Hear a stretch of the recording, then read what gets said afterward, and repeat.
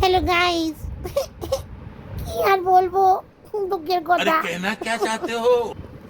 একটু শুয়েছিলাম, পাখিটা এসে কানের কাছে ট্যাঁ ট্যাঁ করে এমন ডাকলো না, আমার ঘুমটাই মানে ঘুমাইনি যদিও, কিন্তু ভেঙে গেল।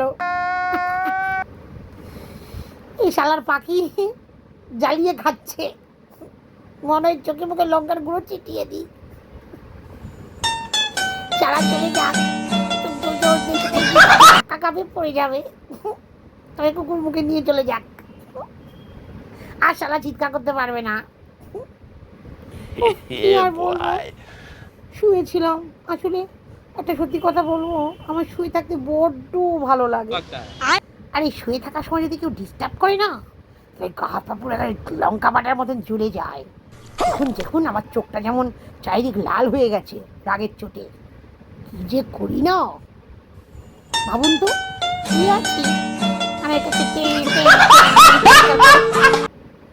অন্ধ হয়ে যাক, উঠতে গিয়ে মাথায় বাড়ি খেয়ে গাছের তলায় পড়ে যাক, যাক